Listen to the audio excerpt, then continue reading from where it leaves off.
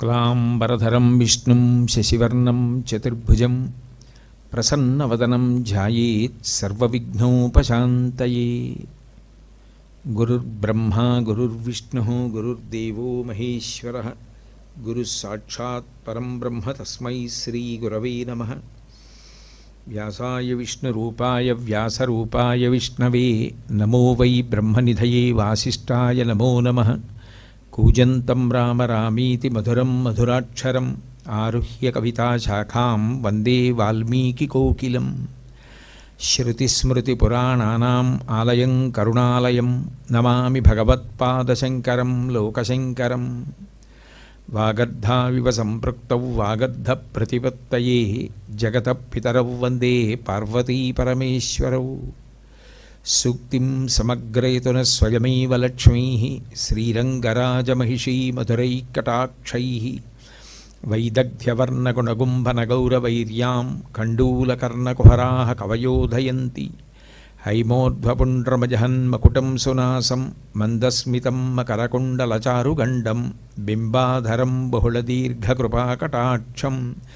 శ్రీవేంకటేశముఖమాత్మనిసన్నిధత్తాం విమలపటి కమలకుటి పుస్తకరుద్రాక్షసస్తహస్తపుటి కామాక్షి పక్ష్మలాక్షి కలిత విపంచి విభాసి వైరించి. హరి ఓం. పరమేశ్వర స్వరూపైన సభకి నమస్కారం. అంతటి మహానుభావుడు అటువంటి శంకర భగవత్పాదుల యొక్క నామములకు వ్యాఖ్యానం చేయడం అంటే ఆయన యొక్క గుణ సంకీర్తనం చేయడమే. కాబట్టి ఆయన 108 నామముల గురించి చెప్పుకోవాలి అని సంకల్పం చేయడం జరిగింది. అందులో మొట్టమొదటి నామంలో శ్రీ శంకరాచార్యవర్యాయ నమః అంటారు. ఆయనకి శంకరాచార్యులు అని పేరు. వర్య అంటే శ్రేష్ఠులైన వారు అని. ఆచార్య అంటే ఆచరించి చూపించిన వారెవరో వారిని ఆచార్య అంటారు. ఎందుకనంటే గురువు అన్న మాటలో సూక్ష్మమైన భేదం ఒకటి ఉంటుంది. గురువు ఆచార్యుడు. ఇందులో గురువు జ్ఞానమును పొందినవాడే, ఆచార్యుడు జ్ఞానమును పొందినవాడే. ఇద్దరు తరించిపోయిన వారే, ఇద్దరు జీవన్ముక్తులే. శరీరంతో ఉన్నా మేము శరీరం కాదు ఆత్మ అన్న అనుభూతిని పొందినవారే. ఇద్దరూ సమానమైన అనుభవాన్ని పొందినవారే. ఇద్దరూ చిట్ట చివరి స్థితిని పొందేసిన వారే, అద్వైతానుభూతిని పొందినవారే. కానీ గురువు అన్న మాటకి ఆచార్య అన్న మాటకి ప్రతిపాదనలో దోషం లేదు. గురువుగారన్నా వచ్చిన తప్పేం లేదు, ఆచార్య అన్నా తప్పేం లేదు. కానీ సూక్ష్మమైన భేదం ఎక్కడొస్తుందంటే తాను ఏ ఆశ్రమంలో ఉన్నాడో ఆ ఆశ్రమ నియమాన్ని ఆచరించి చూపించిన వాడెవరో ఆయన ఆచార్య. అందుకని ఆచార్య బిరుదునామం. అంటే అలా ఆచరించి చూపించారు. భీష్మాచార్య, ద్రోణాచార్య, కృపాచార్య అంటే వాళ్ళు ఏ ఆశ్రమంలో ఉన్నారో ఆ ఆశ్రమానికి సంబంధించిన ధర్మాన్ని అనుష్ఠించి చూపించారు. బ్రహ్మచారిగా బ్రహ్మచర్యాశ్రమం, గృహస్థు గృహస్థాశ్రమ ధర్మం, వానప్రస్థు ధర్మం, సన్యాసి ధర్మం. శంకరాచార్యుల వారు సన్యాసాశ్రమంలో ఉంటే సన్యాస ధర్మం చూపించారు, బ్రహ్మచారిగా ఉంటే బ్రహ్మచారి ధర్మాన్ని చూపించారు. ఏ ఆశ్రమంలో ఉన్నావో దాన్ని బట్టి ధర్మం ఉంటుంది. ఆ ధర్మాన్ని ఆచరించిన వాడెవరో ఆయన ఆచార్య, శంకరాచార్య.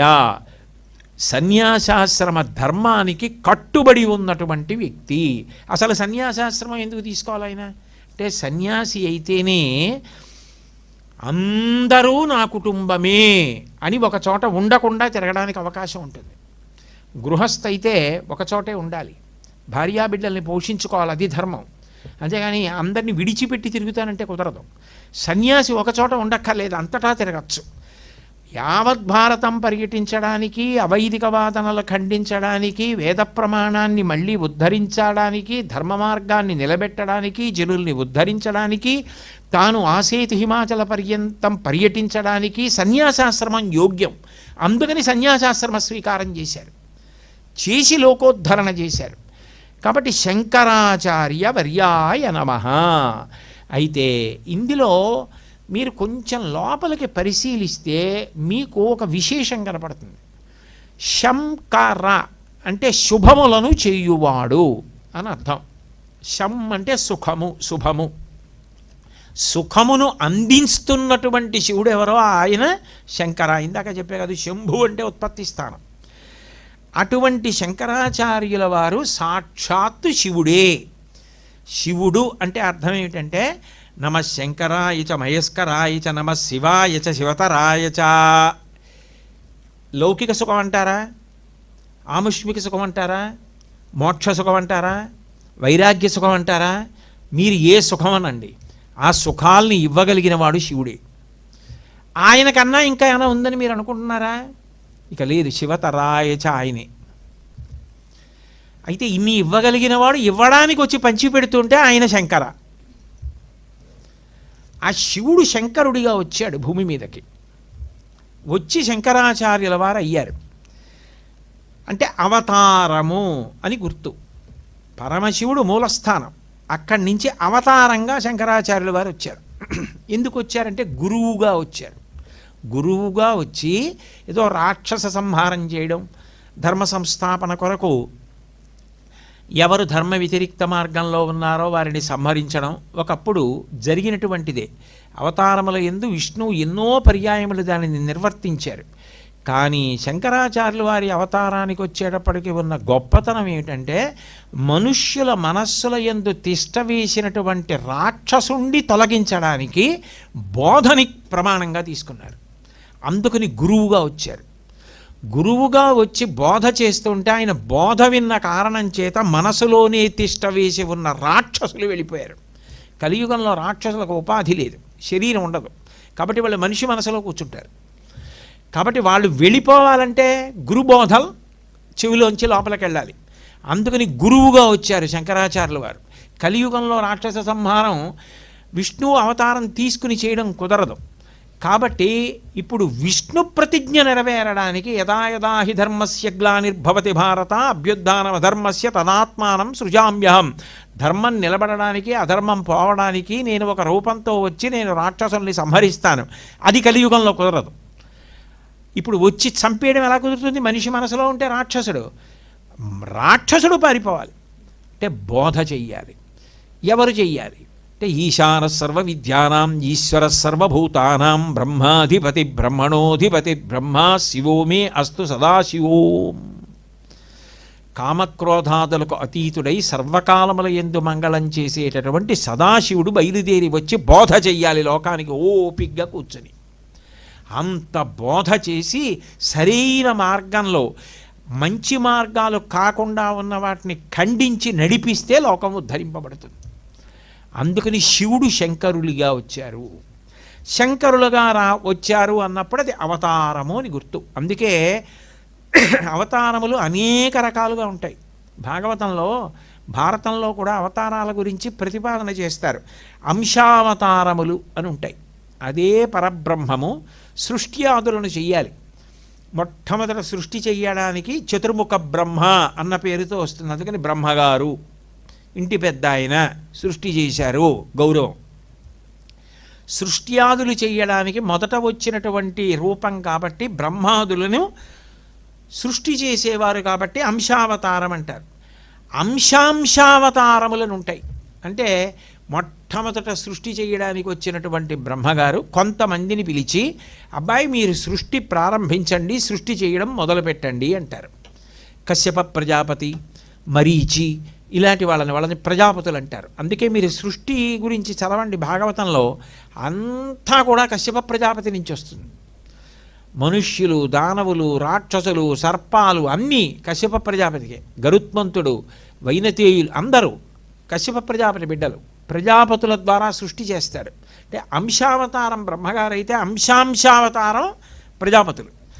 అట్లాగే ఆవేశావతారములను ఉంటాయి. అవి ఏం చేస్తాయంటే భగవత్ శక్తిని తమలోకి తీసుకొని ఒక్కొక్కసారి ఉద్రేకపడతాయి. ఉద్రేకపడి ఆ కాలమునందు జరగవలసినటువంటి తీవ్రమైన విషయాన్ని కొద్ది క్షణాల్లోనో కొద్ది కాలంలోనో సాధిస్తాయి. పరశురామ అవతారం గండ్రగొడ్డలు పట్టుకుని అటువంటి భగవత్ శక్తితో ఆ కాలమునందు అప్పుడు జరగవలసిన దాన్ని ఇదేనో అలా సాధించి పరిసమాప్తం అయిపోతుంది. దాన్ని ఆవేశావతారం అంటారు. కళావతారం. ఇలా చంపేయడం కుదరదు. కోటాను కోట్ల మందిని మార్చాలి. ఇంత గొప్పదైన మనుష్య జన్మ పాడైపోకూడదు. మనిషిలో మార్పు రావాలి, మనసులో మార్పు రావాలి. మార్పు వచ్చి మలినమైపోకుండా పవిత్రమైపోయే మార్గంలోకి తను తిరిగిపోవాలి.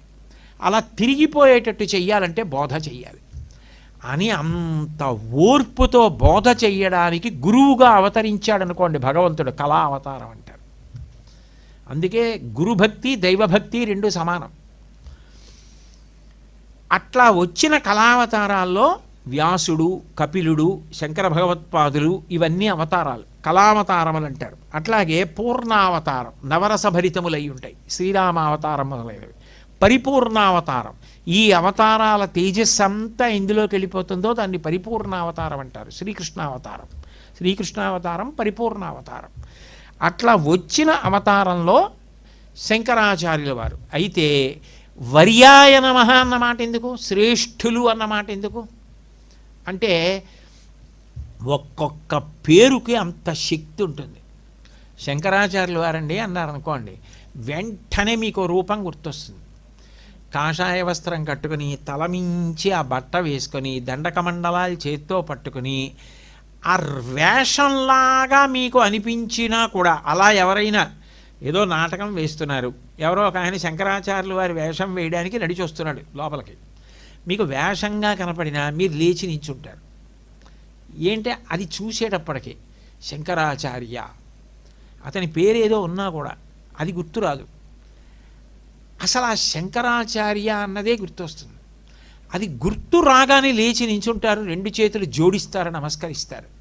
అంటే 32 ఏళ్ళున్న వ్యక్తి ఆ సన్యాసనామానికి అంత కీర్తి ప్రతిష్టలు తీసుకొచ్చేశారు. చంద్రశేఖరేంద్ర సరస్వతి మహాస్వామి వారు ఒక అద్భుతమైన మాట, ఇక బహుశः ఎవరు అనలేరు ఆ మాట, అంత గొప్ప మాట అన్నారు ఒకప్పుడు. శంకరాచార్యులు వారు మా అందరికీ ఒక గొప్ప ఆస్తిని ఇచ్చారు. ఏమిటంటే మాకు సన్యాసాశ్రమ నామాలు ఉన్నాయి. చంద్రశేఖరేంద్ర సరస్వతి ఆయనకి సన్యాసనామం, ఆయనకి తల్లిదండ్రులు పెట్టిన పేరు స్వామినాథన్. ఆయన వస్తుంటే ఏమనాలి, చంద్రశేఖరేంద్ర సరస్వతి స్వామి వారు వస్తున్నారనాలి. కానీ చాలామంది ఏమంటాం, శంకరాచార్యులు వారు వస్తున్నారంటాం. అసలు శంకరాచార్యులు వారు వస్తున్నారనేటప్పటికీ మేము ఉలిక్కి పడతాం. అంతటి మహానుభావుణ్ణి మనలో చూస్తున్నారు, మనం ఎంత జాగ్రత్తగా ఉండాలనిపిస్తుంది. ఆ పేరు మాకిచ్చి భగవంతుణ్ణి నామం పెట్టి పిలిస్తే తొందరగా పలికేసినట్టు శంకరాచార్య అని మా యందు భావన చేసేటప్పటికి మాకు ఆ శక్తి కలిగేటట్టు శంకరులు అనుగ్రహించారు. కానీ ఆ రూపం ఉందే, ఆ తేజస్సు ఉందే, అది పరమశ్రేష్టమైనది. దాని నుంచి ఇవన్నీ వెలుగుతున్నాయి. అందుకనది వర్యాయ నమః. ఇవన్నీ శంకరాచార్య అని పేరు పొందాయి. కానీ అసలు నిజానికి ఆ శ్రేష్ఠులు ఆ పేరు ముందు పొందిన వారు ఎవరు, ఆయన. అందుకని శ్రీ శంకరాచార్య వర్యాయ నమః అన్నారు చంద్రశేఖరేంద్ర సరస్వతి మహాస్వామి. అంటే ఒక నామం దగ్గర ఆయన తనకే అన్వయం చేసేసుకొని ఎంత వినయంతో, ఎంత పరవశించిపోయి రెండు చేతులు జోడించేసి తలదింపి నమస్కరించారంటే, శివావతారం శంకరాచార్యుల వారైతే శంకరాచార్యుల వారి అవతారం చంద్రశేఖరేంద్ర సరస్వతి మహాస్వామి వారు. అంటే అంతటి గౌరవవాచకంగా దానికి కీర్తి తెచ్చారు. అంతేకాదు, దానికి ఉన్న గొప్ప విశేషం ఏమిటి అంటే, ఆయన కటపయాది విధానము ద్వారా చూస్తే శివుడే శంకరుడిగా ఈ భూమి మీద అవతారమును పొందినాడు అని నిరూపణం చేశారు పుట్టుక ద్వారా. కటపయాది సిద్ధాంతము అని ఒకటి ఉంటుంది సంస్కృతంలో. దానికి ఏమిటంటే ఆ అక్షరాలన్నీ రాసి దాన్ని అంకెల్లోకి మారుస్తారు. మరి ఒక్కొక్క అక్షరానికి ఒక్కొక్క అంకె ఉంటుంది. అంకె ఉన్నప్పుడు పూర్వకాలంలో ఏమిటంటే ఎవరైనా పుడితే ఆ పుట్టిన సమయాన్ని కాలాన్ని దృష్టిలో పెట్టుకుని దాన్ని బట్టి పేరుని నిర్ణయించేవారు. శంకరాచార్యులు వారి తండ్రి గారు శివగురువు, తల్లిగారు ఆర్యాంబ. మీరు శంకరాచార్యులు వారి జీవిత చరిత్ర చదివితే శివగురువు గారు కూడా మహానుభావుడు, అంతటి విద్వాంసుడు, అంత అనుష్ఠాన తత్పరుడు. పైగా శంకరాచార్యుల వారిని కొడుకుగా నేను శివుణ్ణే పొందుతున్నాను అని తెలిసున్న వ్యక్తి. ఎందుకంటే త్రిశూర్లో అంత గొప్ప ఉపవాసం చేశారు ఆయన శంకరుణ్ణి కొడుకుగా పొందాలని. కాబట్టి ఇప్పుడు పుట్టినటువంటి పిల్లవాడు తన భార్య అయిన ఆర్యాంబ గర్భము నుండి వైశాఖ శుక్ల పంచమి నాడు పుట్టారు. ఆయన దాన్ని అన్వయం చేసి చూశారు. అంటే పేరు పెట్టేటప్పుడు ఎలా చూస్తారో అలా చూశారు.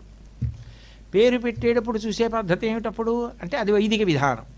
వైశాఖ మాసం, వైశాఖ మాసం అంటే 2వ మాసం చాంద్రమానంలో. ఎందుకని? చైత్రం వైశాఖం కాబట్టి 2వ మాసం. అట్లాగే శుక్లపక్షం, శుక్లపక్షం కృష్ణపక్షం కాబట్టి శుక్లపక్షం 1వ పక్షం. పంచమి తిథి 5వది కదా, పాడ్యమి విరియా తరియా చవితి పంచమి 5వ తిథి. అంటే ఇప్పుడు దీన్ని మీరు ముందు పుట్టిన కాలాన్ని అంకెల్లోకి తీశారనుకోండి. వైశాఖ మాసం 2వది కాబట్టి 2, శుక్లపక్షం 1ది కాబట్టి 1, పంచమి తిథి కాబట్టి 5 వేసి దీన్ని ఇప్పుడు పేరు కింద మారుద్దాం అనుకున్నారనుకోండి. కాలాన్ని అంకెల్లోకి మార్చిన తర్వాత దీన్ని అక్షరాల్లోకి మార్చాలి. ఇప్పుడు అంకెలని అక్షరాలుగా మారిస్తే పేరు అవుతుంది. ఇప్పుడు దీన్ని మార్చేటప్పుడు కటపయాది విధానంలో ఏం చేస్తారంటే తిరగేసి రాయాలి. అప్పుడు ఏమవుతుంది? 2, 1, 5, 5, 1, 2 అవుతుంది. తిరగేయాలి కదా మరి. తిరగేస్తే 5, 1, 2. ఇప్పుడు 5, 1, 2 ఏమవుతుందంటే 5కి ష అక్షరం, అట్లాగే 1కి క. మరి శంకర కదండి పెట్టిన పేరు. అంటే మనం శాపకన 0 రాసి కా రాస్తాం తెలుగులో, అలా కాదు. సంస్కృతంలో అయితే జ్ఞా రాసి కావత్తేయాలి శంకర అన్నప్పుడు. జ్ఞా హల్లు, అందుకని హల్లుని తీసేస్తారు. హల్లుని తీసేస్తే అచ్చు కా మిగిలిపోతుంది. దానికి కా 1 అవుతుంది, షా 5 అవుతుంది, కా 1 అవుతుంది. 0 ఉండదు సుమండి, ఎందుకంటే తెలుగులో రాసినట్లు కాదుగా. అందుకని కా 1 అవుతుంది, రా 2 అవుతుంది. అందుకే రామ 2 × 5 రామ మా 5 అవుతుంది. అలాగే ఇక్కడ 5, 1, 2 ఈ 5, 1, 2 అక్షరాల్లోకి మారిస్తే శంకర అవుతుంది. అంటే వైశాఖ శుక్ల పంచమి నాడే వచ్చారు, ఆర్ద్రా నక్షత్రంలో వచ్చారు. ఆర్ద్రా నక్షత్రం శివ తేజస్సు. అంటే వచ్చిన వారెవరు? పరమశివుడు వచ్చారు. దీన్ని అంకెల్లోకి పెట్టి అక్షరాల్లోకి మారిస్తే పుట్టిన కాలాన్ని బట్టి అది శంకర అయింది. కాబట్టి శంకరుడు వచ్చాడు, శివుడు వచ్చాడు, శంకరుడిగా వచ్చాడు. శంకరుడిగా వచ్చాడంటే అందరికీ శం చేయడానికి వచ్చాడు, సుఖాన్ని పంచిపెట్టడానికి వచ్చాడు. పంచిపెట్టడానికి శివుడు వస్తే వేరు పేరు నేను ఎందుకు పెడతాను? పుట్టిన కాలాన్ని బట్టి అక్షరాల్లోకి మారిస్తే శంకర అవుతోంది, అందుకని నేను అదే పేరు ఉంచుతానన్నారు శివగురువు. అందుకని అదే పేరు ఉంచారు. అప్పుడు అది శంకర అయింది. అయితే మళ్ళీ ఇక్కడ ఇంకొక విశేషం ఉంది శంకరాచార్యుల వారి పేరులో. ఎప్పుడైనా గురువులు సన్యాసాశ్రమం ఇచ్చారనుకోండి, తల్లిదండ్రులు పెట్టిన పేరు తీసేస్తారు, తీసేసి కొత్త పేరు ఇస్తారు. మీకు ఉదాహరణ చెప్పాలి అంటే శంకరాచార్యులు వారి గురువు గారు ఉన్నారు, వారి పేరు గోవింద భగవత్పాదాచార్యుల వారు. గోవింద భగవత్పాదాచార్యుల వారి పూర్వాశ్రమ నామం చంద్రశర్మ. చంద్రశర్మ అన్న పేరు గౌడపాదాచార్యుల వారి దగ్గరికి వెళ్ళినప్పుడు ఆయన గోవింద భగవత్పాదాచార్య అని పేరు మార్చారు, సన్యాసాశ్రమ నామం. అట్లాగే రామానుజాచార్యుల వారి యొక్క పూర్వాశ్రమ నామం లక్ష్మణుడు. ఆ తర్వాత సన్యాసాశ్రమంలో రామానుజాచార్యుల వారు అయ్యారు. మధ్వాచార్యుల వారి పూర్వాశ్రమ నామం వాసుదేవుడు. తర్వాత మధ్వాచార్యులు వారు అయ్యారు సన్యాసాశ్రమం తీసుకున్నాక. ఆయనకి ఆనంద తీర్థులు, పూర్ణప్రజ్ఞులు అని కూడా ఉన్నాయి సన్యాసాశ్రమ నామాలు. గౌరాంగుడు పూర్వాశ్రమ నామం. సన్యాసం తీసుకున్న తర్వాత కృష్ణ చైతన్యులు అయ్యారు. చైతన్య మహాప్రభు అంటారు కదా, కృష్ణ చైతన్యులు అయ్యారు. ఒక్క శంకరాచార్యుల వారికి మాత్రం తల్లిదండ్రులు పెట్టిన పేరు శంకర, సన్యాసాశ్రమం ఇచ్చిన తర్వాత గోవింద భగవత్పాదాచార్యుల వారు ఉంచేసిన పేరు కూడా శంకర. పేరు మార్చబడని సన్యాసి శంకరాచార్యుల వారే. ఎందుకు మార్చలేదో తెలుసా? ఆయన శంకర. ఆయన లోకానికి సుఖములను పంచిపెట్టడానికి వచ్చిన వ్యక్తి. సాక్షాత్తు శివుడు శంకరుడిగా వస్తే మేమెవరం ఆ పేరు మార్చడానికి? ఎలా మారుస్తాం? గోవింద భగవత్పాదాచార్యుల వారంతటి మహాజ్ఞాని కూడా శివుడు శంకరుడిగా వచ్చాడు లోకానికి చేయడానికి ఉపకారం.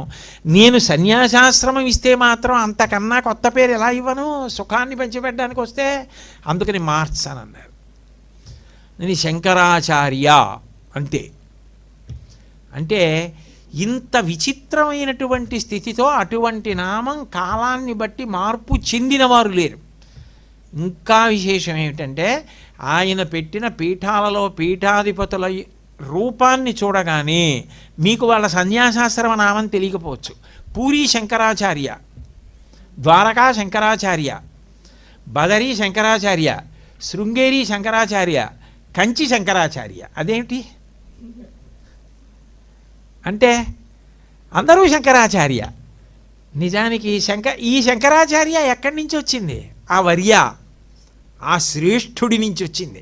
లోకానికి శుభాలు పంచిపెట్టడానికి వచ్చారే. చంద్రశేఖరేంద్ర సరస్వతి మహాస్వామి వారి యొక్క మాటలలో వినయంతో చెప్పాలంటే ఆ వేషం కట్టినందుకు మాకు ఆ పేరు వచ్చిందన్నారు ఆయన. ఆయన ఏం వేషం కట్టిన వారు గారు, ఆయన వినయం అది శంకరాచార్యుల వారిలాగే. అంటే అలా ఉండిపోయింది అసలు ఆ శంకరాచార్య అన్నదంటే. ఎంత గొప్ప వర్య, ఎంత గొప్ప శ్రేష్ఠులు. అసలు అటువంటి అవతారం ఎక్కడుంది? అటువంటి గురువు ఎక్కడున్నారు? అటువంటి బోధ చేసిన వారు ఎక్కడున్నారు?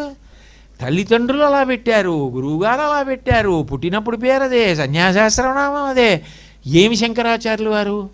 అందుకని శ్రీ శంకరాచార్యవర్యాయ నమః మొదటి నామం. మళ్ళీ రేపు సాయంకాలం 6:30 తిరిగి కలుసుకున్నప్పుడు రెండో నామం నుంచి పరిశీలనం మొదలు పెడదాం. మంగళాశాసనపరై మదాచార్య పురోగమై సర్వైశ్చ పూర్వైరాచార్యై సత్కృతాయాస్తు మంగళం. మంగళం కోసలేంద్రాయ మహనీయ గుణాత్మనే చక్రవర్తి తనూజాయ సర్వభౌమాయ మంగళం. ఉమాకాంతాయ కాంతాయ కామితార్థప్రదాయినే శ్రీగిరీశాయ దేవాయ మలినాథాయ మంగళం. సర్వం శ్రీ ఉమామహేశ్వర పరబ్రహ్మార్పణమస్తు. స్వస్తి.